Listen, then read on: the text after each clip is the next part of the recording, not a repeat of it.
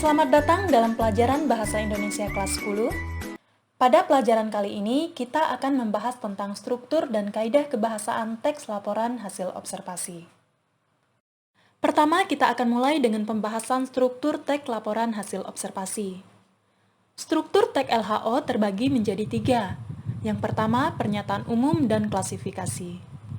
Pernyataan umum dan klasifikasi berisi penjelasan secara umum atau garis besar pemahaman tentang objek yang akan dikaji. Pernyataan umum biasanya disajikan dalam kalimat definisi yang ditandai dengan kata adalah, ialah, yakni, yaitu, atau merupakan. Selain itu, di bagian pernyataan umum juga harus terdapat pengklasifikasian atau pengelompokan objek yang diamati. Kedua, deskripsi bagian.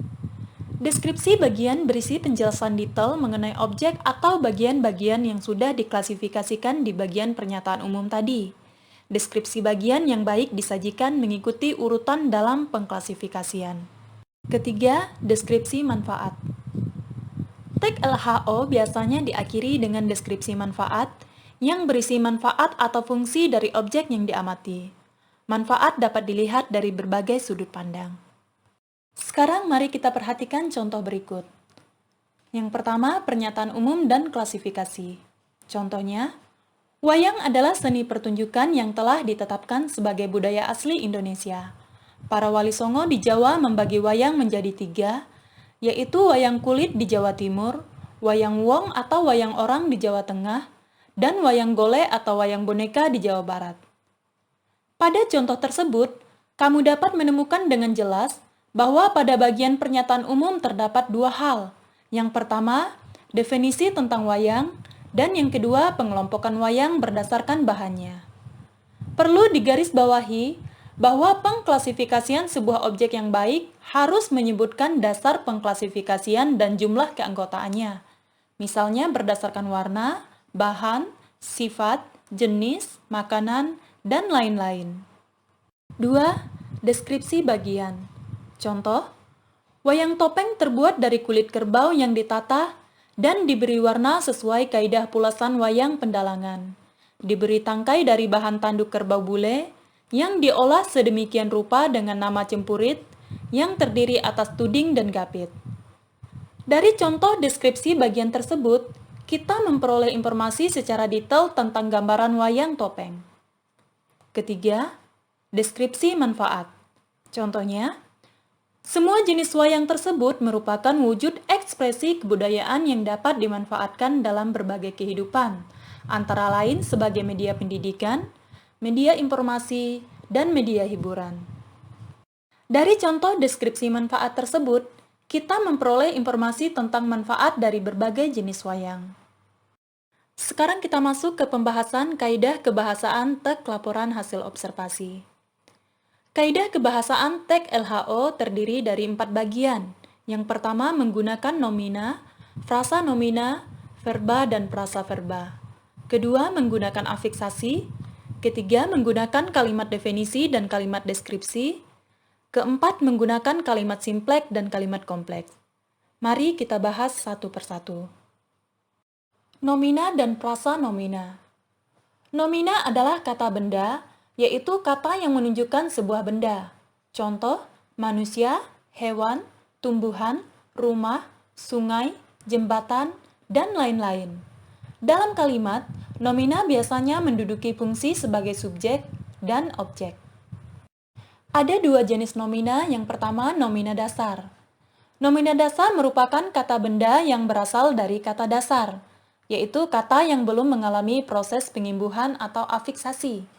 Contoh, buku, pensil, akar, batang, daun, dan lain-lain. 2. Nomina turunan.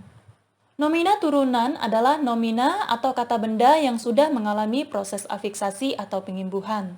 Contoh, makanan dari kata dasar makan, pakaian dari kata dasar pakai, tulisan dari kata dasar tulis, dan lain-lain. Kemudian, selain nomina, kita mengenal adanya frasa nomina. Frasa nomina adalah gabungan 2 kata atau lebih yang membentuk makna baru tetapi tetap merujuk ke satu benda. Contoh, wayang kulit. boneka kayu, tanah liat, dan lain-lain. Verba dan frasa verba. Verba adalah kata kerja, yaitu kata yang merujuk pada aksi atau perbuatan. Berdasarkan bentuknya, verba dibagi menjadi dua, yaitu verba dasar dan verba turunan. Verba dasar yaitu kata kerja yang berasal dari kata dasar, yaitu kata yang belum diberi imbuhan atau afiksasi. Contoh, makan, minum, tidur, dan lain-lain. Kedua, verba turunan. Verba turunan adalah kata kerja yang diberi imbuhan atau sudah mengalami proses afiksasi. Contoh, belajar dari kata dasar ajar, bermain dari kata dasar main, bernyanyi dari kata dasar nyanyi, dan lain-lain. Selain verba, kita juga mengenal adanya istilah frasa verba. Frasa verba adalah gabungan dua kata atau lebih yang membentuk satu makna. Contoh, sedang makan, akan tidur, lagi mandi, baru datang, lari pagi, dan lain-lain. Afiksasi. Afiksasi adalah proses pemberian imbuhan pada kata dasar. Kata yang melalui proses afiksasi bisa saja berubah jenis. Sebagai contoh, suatu jenis verba atau kata kerja bisa berubah menjadi nomina atau kata benda dengan hanya menambahkan imbuhan. Suatu kata dasar dapat berubah menjadi verba jika diberi imbuhan men, ber, di, bahkan terkadang ter atau ke-an. Sementara itu, kata dasar yang sama dapat berubah menjadi nomina jika diberi imbuhan pen, per, an, atau terkadang ke-an. Berikut adalah contoh afiksasi. Kata berimbuhan pertunjukan merupakan jenis nomina atau kata benda. Setelah mengalami afiksasi dengan diberi awalan per dan akhiran an, dari kata dasar tunjuk yang merupakan jenis verba atau kata kerja. Kata berimbuhan menguasai merupakan jenis verba, mengalami proses afiksasi dengan diberi awalan men dan akhiran i, dari kata dasar kuasa yang merupakan jenis verba. Begitu juga dengan kata berimbuhan menjauhkan dari kata berjenis verba, mengalami proses afiksasi dengan diberi awalan men dan akhiran kan dari kata dasar jauh yang merupakan jenis adjektiva atau kata sifat. Kata berimbuhan mengobati merupakan jenis verba, mengalami proses afiksasi dengan diberi awalan men dan akhiran i dari kata dasar obat yang merupakan jenis nomina. Selanjutnya, kata berimbuhan makanan merupakan jenis nomina, diberi imbuhan an dari kata dasar makan yang merupakan jenis verba. Kalimat definisi dan kalimat deskripsi. Kalimat definisi adalah rangkaian kalimat yang memberikan penjelasan, makna, serta batasan dari arti suatu istilah. Oleh karena itu, kalimat definisi bersifat memberikan penjelasan atau keterangan terhadap suatu objek secara umum. Kalimat definisi ditandai dengan kata adalah, ialah, yakni, yaitu, dan merupakan. Contoh, wayang golek adalah wayang yang menggunakan boneka kayu sebagai pameran tokoh. Dalam kalimat ini, kalimat definisi ditandai dengan kata adalah. Kedua, kalimat deskripsi. Kalimat deskripsi adalah kalimat yang berisi pemaparan atau penggambaran suatu objek secara jelas dan terperinci.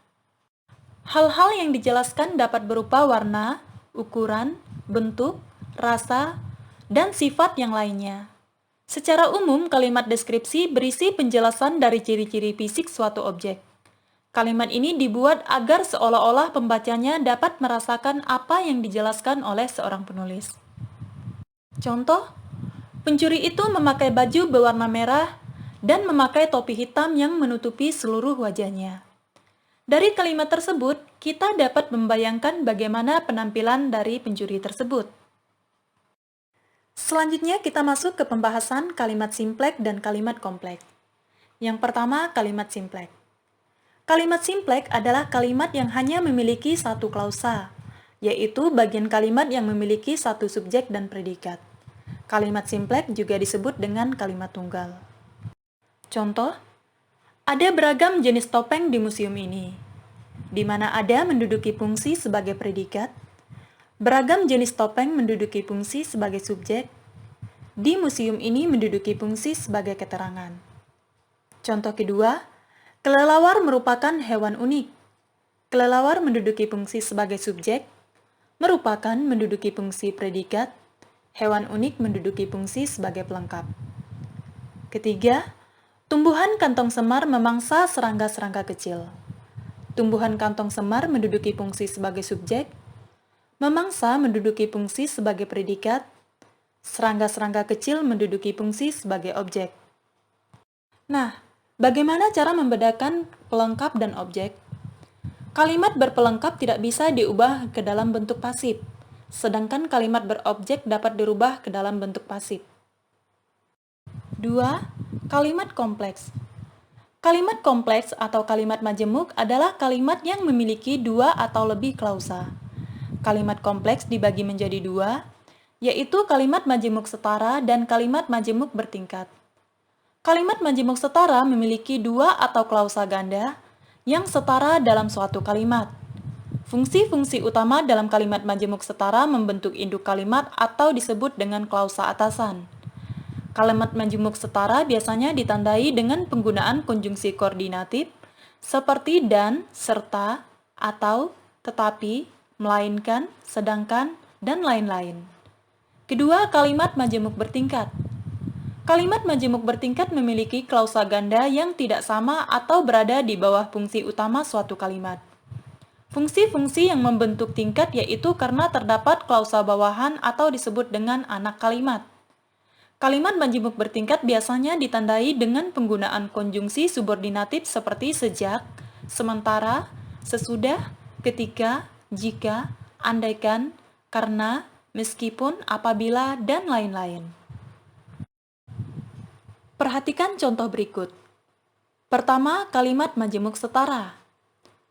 Kelelawar aktif pada malam hari tetapi tidur pada siang hari. Di mana kelelawar menduduki fungsi sebagai subjek, aktif menduduki fungsi predikat, pada malam hari menduduki fungsi sebagai keterangan. Tetapi merupakan konjungsi koordinatif yang menghubungkan klausa pertama dengan klausa kedua. Kemudian tidur menduduki fungsi predikat, pada siang hari menduduki fungsi keterangan. 2. Kalimat majemuk bertingkat. Keberadaan De Topeng tidak dapat dipisahkan dengan Museum Angkut, karena kedua tempat ini berada di satu tempat yang sama. Keberadaan De Topeng menduduki fungsi sebagai subjek, tidak dapat dipisahkan menduduki fungsi predikat, dengan Museum Angkut menduduki fungsi keterangan.